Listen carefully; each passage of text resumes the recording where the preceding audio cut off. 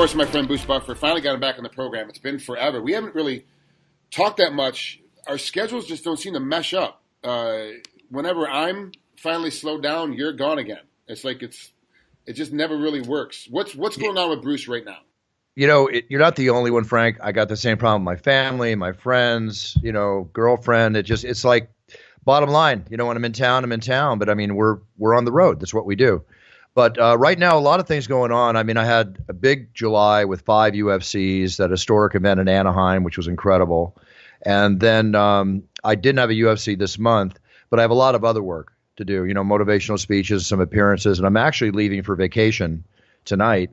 I'm going to go to a faraway jungle secret hideaway with surf and sand. And I've got a beautiful place on the beach. And I don't tell anybody where I'm going. Only my family knows. I'm just getting out of Dodge. Yeah.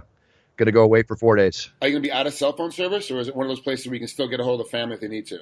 Oh, no. Absolutely. Always get a hold of family. When you have, as you get older, your parents become your children, and you got to stay in touch with them just like you want to stay in touch with your kids. So I got my boys, I got, my parents, and I don't want to be incognito from them. I'm just going to be incognito from the rest of the world, and I'm looking forward to it. I need 4 days just to get away and get back to myself. I want to go back to July for a minute. You had 5 events. So I've been on set with from the craziest, actors and sports commentators that show up and have got their red leather, yellow leather routine to get warmed up, and the Matthew McConaughey bang on his chest thing to get warmed up for his scene. Yeah. And everyone's got their own little set. And I've got guys that literally walk in, hang up the phone with their significant other, put the phone down, and go right into commentating like they have no warm up at all and just kind of do it. What's your game, especially after 5 events of screaming the last 2 fights? Yeah, and you can even take that into consideration when I had 2 shows in a row in July, and last year I blew my ACL the night before. I severed my ACL the night before. I had 3 shows in a row. But in reaction to your question, I have a very standard thing. I never rehearse ever. I don't stand in the room or get in the shower and go, Chuck the Iceman Liddell. I just don't do that. There's a rehearsal voice and there's an announcer voice, and I like to keep everything real. So my main thing is the day of the show is I get up. I love to have a power breakfast. Then I have a great workout. I try to get a massage if I can. There's one person who works with the athletes at the UFC, and she's amazing. And sometimes I'll get some acupuncture before a B12 shot if it's a big night, just standard things like that. And then I go into a little meditation before I go down to the arena, because I've been a meditator since I was in my early 20s. And a good 20-minute meditation gets my mind in the zone. And then once I get down there, once I walk in the arena and I feel the energy from the crowd, that dictates my pace for the rest of the night. So I feed off the energy of the crowd, or I try to give them my energy to bring their energy up to feed off that energy even more. So you may not know this, but I'm wrestling a lot now for the state of California in MMA, and it's been a pretty surreal ride. But I work with a lot of different commentators and a lot of different ring announcers. Obviously, everyone's got their own little routine, their little thing, but everyone's got the card. You got to have the card, you got to have the weights, you got to have the names, you got to have the result. Like, you got to know what's going on when you get out there. How long does it take you to get the card, or you already have all this? Because you've been doing it for so long now with so many UFC fights. Right. Are your cards kind of already pre-made because you already know what's going to happen? You have to rewrite every single card. No, actually, it's kind of like a little half and half. See, the week before the show, usually 2 days before the show, it takes me about 2 hours at least to write out my cards. So I get all the bio information from the UFC, I get the bout order, the whole 9 yards, and then what I do is I basically write out the bout order, get all that done, and then I have to put on the details, the heights, the weights, everything else. And then what happens is that the day of the show, after they've weighed in, then I get the final stat sheet, which has everything from the weights to any changes from the bio. Sometimes a fighter might want to change his nickname at the very last minute or add one. And then there's other things. So then I have basically an hour plus work in my hotel room that day of the show to make sure everything's finalized. And then I just go right down to the arena. It sounds so easy the way you explain it. It is astronomically mind-blowing when I sit there and watch other guys do it. Like, it's so much work to get to that point. But you're kind of like, this is this, and then a massage and a B12 shot, and I'm good to go. And I just start yelling. You're like, it's just crazy to me that it's that simple now, but you've been doing it for so long that you've got your routine. It just makes it easy. Yeah, it's a routine, and it takes years to get that routine down. I've switched it around from time to time, but I know what works for me now, and it's very important. And I've actually turned down appearances where I'll get paid before the show to go make an appearance, and I turn those down the day of the show because my whole thing about that day of the show is I'm there to enhance this moment for the athletes and the fans at hand. That's my job. It's not about me. It's about the fighters, and it's about the entertainment for the fans. So I want to be 150% every night I walk out, and I treat every night as if it was my very first show. That way I have to prove to myself that I'm worthy of this job because that night's performance tells me that I deserve this. So I always try to do the best job I can on the night of the show. I don't care if it's a small show, a big show, whatever. So I need to have that approach I take, which is kind of a spiritual Zen-like approach that I take that period before the show to get my mind set. And I don't want anything screwing me up mentally. I want to get down there and do what I'm supposed to do, which is what I'm hired to do. Yeah, and that makes sense. And that is the job. You don't want to go in there and take away from the job by doing another job just to make a couple extra bucks. So no, there's always money to be made, Frank, and it's all about prioritizing. Speaking of money, are you still handling and managing most of your brother's stuff too? Everything, babe. I've never stopped. 25 years. We've got some big announcement coming up soon. I can't say right now. Bruce, no one listens to this. You can go ahead and say it. No one's going to know. Go ahead. No, I can't. I'm actually working with a big, huge studio for a big, big movie by a huge director coming out that's going to be really cool that Michael's going to be in, and we'll make that announcement in a few weeks. So that and some other stuff, and of course there's the big fight coming on next week, and lots of things going on. And Michael's still working like crazy. He goes over to Europe. You see him on HBO, and people might say, is your brother still announcing? Anybody that asks me that does not watch boxing because he does HBO twice more a month.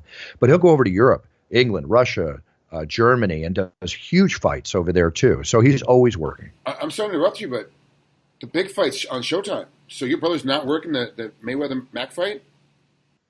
I am sorry to say that. Well, I'm happy to say the fight's happening, but what's happening is that it's a Showtime production. There's four people involved in this, four parties.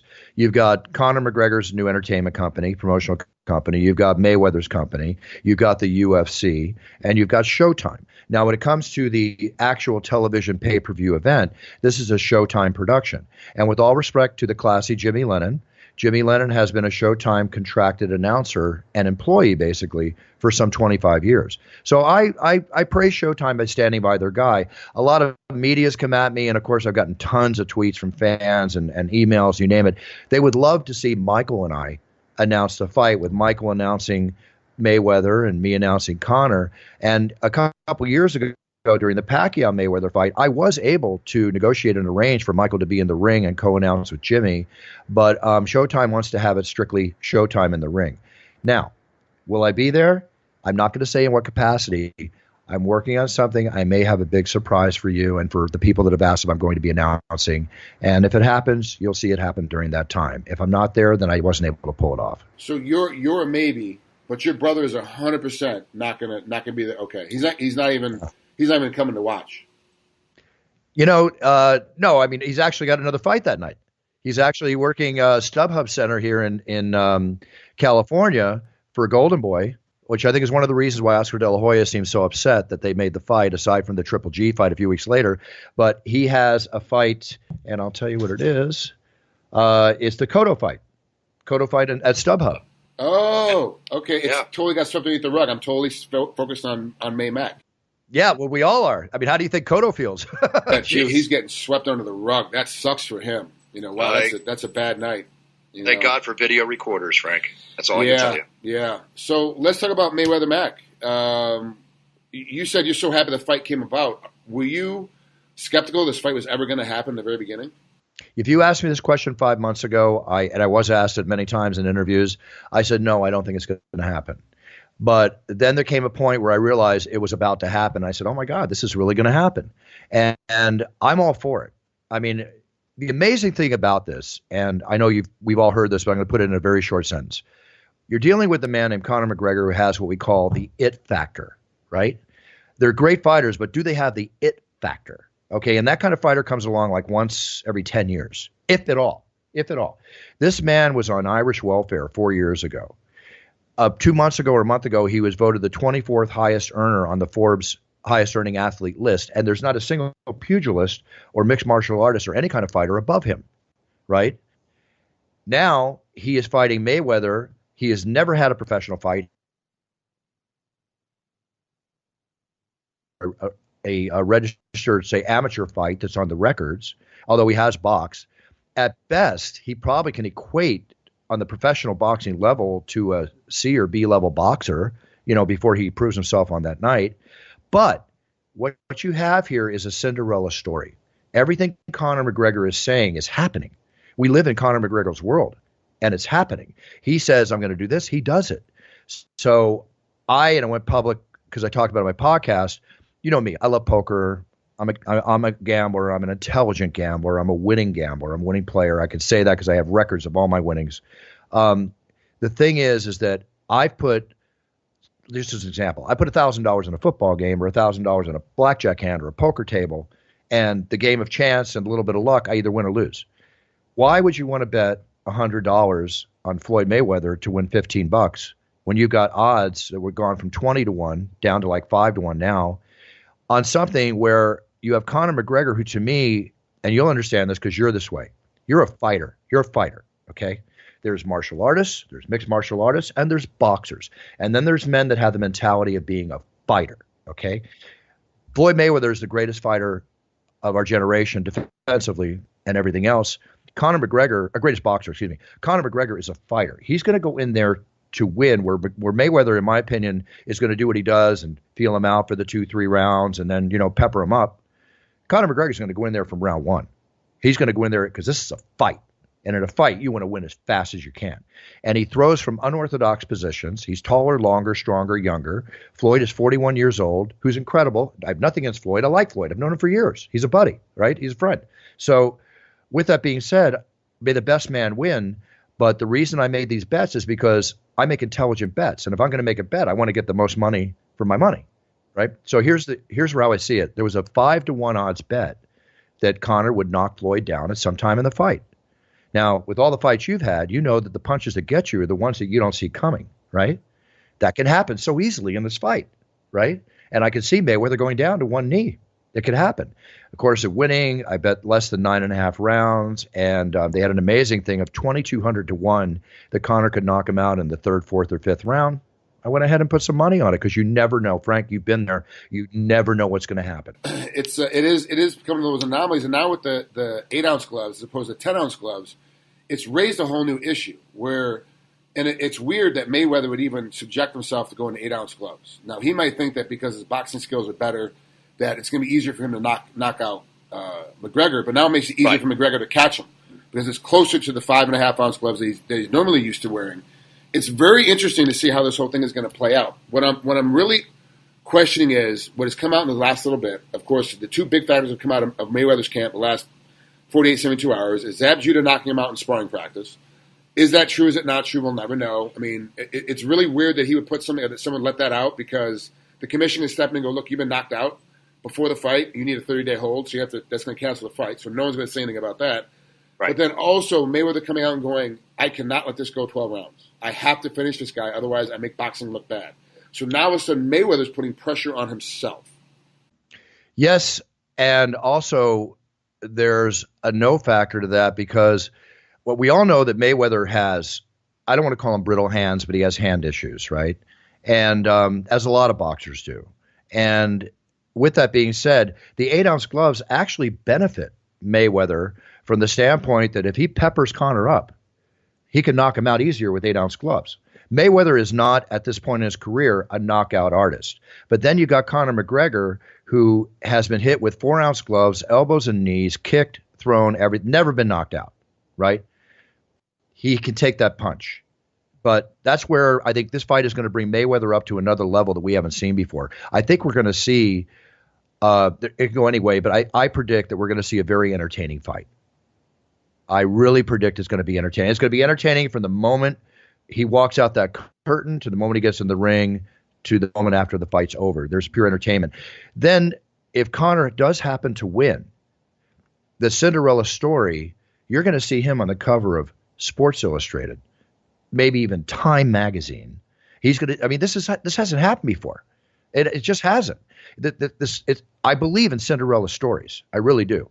And I believe in faith that can happen. And when you're 41 years old like Floyd, with all respect to Floyd, who I respect tremendously for his boxing abilities, you can get old. There's that night where you get old, you know? It's happened. We've seen it. I don't need to explain it to you. You understand it. I think we all do. Me at 60 years old, I understand it. You know, there's that night you get old, man.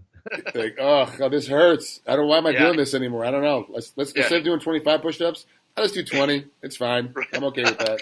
Maybe 5 sets of 15 versus the 100 I used to bang out. You know, it's all about adjusting to being passive. Like, I'll compare myself physically to any man walking, athletic or otherwise, 30 years old. I'll do it.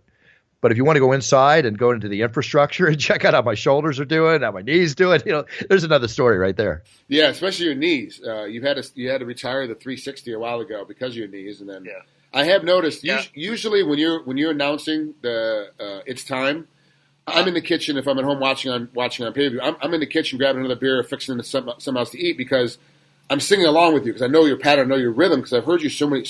It's got to be tens of thousands of times I've listened to you do that call.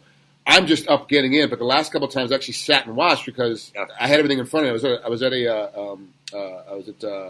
a friend's house in Hawaii watching it, and I was like, and the camera's on you. I'm like, he's not even jumping anymore. You used to have the big. We'd leave the ground and be like 20 feet in the air and then come down and slam it. I'm like, you're not even doing that anymore. And I'm like, oh yeah, that's right, his knees. Like I forgot about that. Like you forget because you move so well, you forget that you've got some knee issues. Yeah, well, you know what? In all due honesty, I don't know why I ever say that because I'm the most honest person in the world. That's why I play poker, so I can lie at the poker table and get my eyes out. But to be completely honest about everything, when I severed my ACL, first I blew the one ACL at the UFC in Toronto in front of 55,000 people when I announced Georges St. Pierre, right as I was announcing Georges St. Pierre. And that stemmed from I rolled my ankle the week before, and I could not walk on it 2 days before the fight. I was suddenly able to stand, and adrenaline took me through the evening. And then at the end of the evening, when I was making that final announcement, when he lunged out, I go, George, rush. And then he lunges out, and I bunny hop back like a foot and a half, which I do all the time. But when I landed, the bad ankle wobbled. And when it wobbled, my knee blew. And that's why that happened. Now, in this other instance, and that right leg is still 100%. I can actually still kick with the same speed I used to be able to kick with when I was 20. I don't know why. I've always been flexible. I can do full splits, the whole bit. But the left leg at the lip sync contest, I hate saying this. I blew my knee at a lip sync contest. But anyway, I did Rebel Yell, Billy Idol. Ariane Celeste was watching, so it's kind of okay. You're like, Ariane's there. I blew my knee out. It's kind of an even thing at that point. And I finished a 3-minute rendition. I blew it at the top. I still stood up. I never fall. That's funny. I don't know why football players fall when they blow their ACLs. I haven't fallen. I'm just joking. I'm joking to all my NFL friends, seriously. But 45 seconds into that song rendition, I fell, and then I got up and did the guitar, so I finished the 3 minutes. I'm a performer. I will always finish, no matter what. But, and you've had injuries too. With all the stuff I've done in my life, big wave surfing, fighting, you name it, I got hurt to a point, but never bad. It took so little for that injury to happen. And that's what blows me away, Frank. So I think, okay, I've been rehabbing now. I'm living without the ACL on my left leg. I've been in intensive rehab for a year. I've gone to a place that does rehab for the Lakers and the Rams, and I've got the best doctors and everything. And I've been doing 2 and 3 hour sessions 3 days a week along with my other training. I did it this morning to strengthen my leg to live without the ACL. So you might wonder why. Because like Joe Rogan's like, get it fixed. I don't want to miss everything I have going on in my life. If the UFC was just being bought, I wasn't interested in taking 2 months off. Last time I was back to work in 4 weeks. So long story cut short, I don't mean to get long-winded. I'm really strong now. I can move. I can do everything. I'm training the whole bit. But I don't surf big waves anymore. I'm not getting in the ring and sparring and trying to prove myself with anybody anymore. I've done that. I have nothing to prove. I have other areas that I love to work out, and we get back to what we said earlier. As you get older, you start training to still be in great shape, but you train a little more passively. You don't beat your body up. We spent our whole lives beating ourselves up. It's time to stop getting beat up. So with how easy it was to do that, the reason I don't jump, and I'll get 3 or 4 feet of air in the octagon, I can still do it. And my adrenaline might take over, and one night you might see it. But I told myself I had to stop jumping. I'm done. All right, makes sense. Yeah, smart. Last thing before I lay you out of here, Bruce, we got GSP and Bisping coming up in Dillashaw. Cody Garbrandt coming up. From an announcer standpoint, which one is going to give you more adrenaline? Ooh. Right? Well, I can't. In all due fairness and respect to these great warriors, I don't even want to answer that. But I will give the edge to GSP and Bisping, of course, because it's such a big night. How can I not say that? But I love announcing TJ. You see how I get crazy with TJ Dillashaw. There's certain fighters that really get into when I'm announcing them, which is a huge compliment to me. And I give these fighters, these warriors, everything I have. So Cody's going to get it. I really like Cody. He's a friend. I like TJ. Well, they're all my friends. We respect each other. I am going to give everything I have each night. The Bisping GSP fight with the return of GSP has got so much fanfare to it. So to say that that's not going to be maybe a little more exciting, okay, give it the edge. And the backdrop too in the GSP fight is now they're telling him, you win, you have to defend. You can't just go. You can't go. Oh, I'm gonna be a 2-time champ now and drop down to 70 and do that too. But tell me, he should. I mean, I believe he should. I know this with the jumping from belts and jumping from belts, and we're not the powers that be that make these decisions. But if he wins, then defend. Yeah. I think the defense, him beating Bisping will be huge to watch. But then the defense will be even bigger because you're like, this guy took time off, and now all of a sudden he's the top of the game again. He walks away as the best welterweight in the history due to record and win-loss, and obviously he takes time off, comes back in, he's like, yeah, I'm still good. Like, what the hell? Absolutely. But, the other thing is, too, is that as much as I want to see that fight, I am a big fan of Robert Whittaker. I love the way he fought, right? And the beating Yoel Romero the way he did was amazing. And I was so looking forward to him and Bisping going at it, especially after Bisping walked in the octagon and acted the way he did after he won the belt. But, it's a battle. I mean, you as a mixed martial artist, you know that in training, you guys get hurt all the time. You probably, Frank, I would venture to guess that you fought hurt 90% of the time you fought. Oh, yeah, 100%. Every fight there's something banged up, for sure. Yeah, exactly. So, but, for him to say I can't fight, obviously got to get that knee fixed. There's just so much entertainment going on. I mean, you've been. How long did you fight for your career? Geez, 14 years, 13 years. All right, I've been announcing it'll be 22 years in February. Right? We've seen a lot. We've seen everybody come and go. The Warriors, the way this has progressed, the evolutionary process of the mixed martial artists is creating some incredible warriors. And there's just so much to watch. We have so much entertainment value coming on. We really do. Yeah, it's amazing. And it's only going to get better, and the sport's only going to get bigger, especially now with Fight Pass, all the other fights coming on. There's so many now. You hate to say minor league, but UFC is the top end of the game. This is what it is, and then everybody else is kind of underneath it. And there's so much TV time. There's so much stuff to look at. There's so many things going on that sometimes you can get saturated. And like on weekends like this, where I'm refereeing 2 fights, plus there's fights on Fight Pass, plus I'm trying to get ready for the Maymac fight, plus it's like there's just fights. It's crazy, and the evolution. I go in we're talking about being better on our bodies. I go in and drill. Like I'll roll jits. I'll go drill. And it's time to go sparring. I'm not even going hard anymore. I'm not even going to the sparring portion of it anymore. Just rolling. Simply because these guys are jumping in. When I started, I was the only heel hook, knee bar guy. And I was late learning it. Now all of a sudden, everybody's doing it. You're like, well, I can't take the risk on my ankles. Can't take the risk on my knees. This is how I make my money. I gotta not get rolling up. And these guys are just naturally, little blue belts, just like, oh, yeah, here's heel hook, okay, here's knee bar. You're like, the game has changed. It is completely different. It's changed, but when you walk around being the veteran warrior that you are, and people say, oh, I'm going to roll with Frank Trigg, I'm going to get him. I'm going to tweak him. I've had that happen to me in sparring sessions. Like, there's the announcer, let me just clock this guy, right? You don't need to put yourself up against that. You need to stay in shape. You need to take care of your family, and you have nothing left to prove, Frank. You proved it all. Well, I'm still proving it. I got to prove I can fall off a building and get lit on fire without hurting myself now. That's my new game. So. Yeah, well, we know what happened last week. The 2 stunt people and the one in Deadpool. That's the lady. SJ was an amazing. She was an amazing rider, motorcycle rider, and it's just it's freak. It just happens. Those things happen. Look at Tom Cruise. Yeah. Tom Cruise broke his ankle doing that Mission Impossible stunt. Yeah. And there's a guy at 55. At this point, he's got to make a decision like I made recently. And it's like, you know what? Got a big action scene coming up, and the director's going to go, okay, cut Tom out, stuntman. Yeah. Tom Cruise got to make that decision. They should have done it on this one. They should have did it on the jump. It was just an easy little jump. It was a little bit further than a normal person's going to do. It's a stunt jump. So, and you tweak, but the honesty of it is, if the stunt guy did it, he could have tweaked his ankle too. It wouldn't have made a difference. But when Tom Cruise goes down, production stops. When the stunt TMZ guy writes about it. Yes, and when the stunt guy goes down, they move him off the side, bring another stunt guy in, production keeps going. So bring me another one. There's a point in life where you're either the expendable or you're the valuable, and it works that way. One thing, if I could plug, if you don't mind, Frank, I developed a new business about a year and a half ago, and it's been going gangbusters. And the reason I like it is because I give a lot of people what they want, and that's that I do these special recordings now on video and audio. And if people want championship intros, just like I do in the Octagon, a keepsake for life, or if they are getting married, you want the introduction to your reception, birthdays, birth of babies. I get so many requests for all these kind of stuff. Just go to brucebuffer.com, send in what you want done. And I am running a special there for your championship introduction. And partial proceeds I give to animal, military, and children's charities.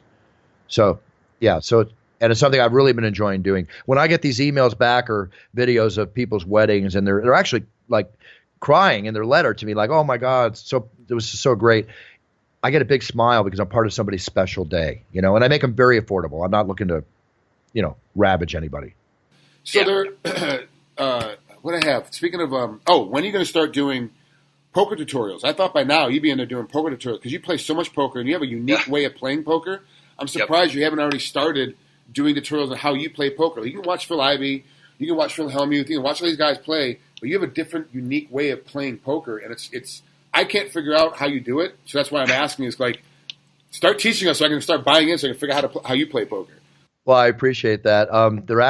There's a CD out you can get on the internet. It's called Final Table Poker, and it's with Chris Ferguson and Phil Gordon, and I'm one of the players at the table. And it's an instructional video watching us play a final table. And you can learn a lot from that. And then also in the motivational speeches I do motivational speeches teaching branding and marketing to companies and business owners when I have the time. And part of my speech, actually, poker's part of it, because there's three things that have similarities mentally when it comes to living life. It's living life, fighting, and poker. They're all very similar. You got to know when to be offensive, and you got to know when to be defensive. Right? And you got to know when to go in for the knockout, which is going to mean two things. You're either going to knock out the guy or you're going to get knocked out. So when do you take that risk, right? This is all part of poker. It's a mind game. It's a game of skill, and it is a mind game. I call it BSC. This is when I play blackjack or poker or even go into a business deal or walk into a meeting room. BSC. And I wrote about this in my book, It's Time. Balls, skill, and confidence. And if I'm lacking any one of those, I'm not sitting down. But you still got to have that 20% luck factor. You got to have it. And that's the biggest thing, too. When any gambling at all, there's still going to be a little bit of luck involved just because of the way things go. And life, too. Look, Conor McGregor's going in with BSC, and he's going to need a 20% luck factor, if not more, to win this fight, right? Yeah. Well, but I mean, I picked the fight to be over by the fifth round. The gambling houses have it, was it 9.5 is the over-under? Down to 8.5 now. 8.5 now on the over-under. I think Kevin Iole has the fight being done 7 or 8. Everyone's talking about this fight's going to be over. But if you notice, no one's saying who. They're all saying the fight's going to be done, but nobody's saying who. They just thought, fight's going to be done by the fifth round. I'm saying it's going to be Mayweather by the fifth. I've said that from the very beginning. It's going to be Mayweather by the fifth. But now with the 8-ounce gloves, I might have to change that to the 7th round and not say who. Because it could be either guy now.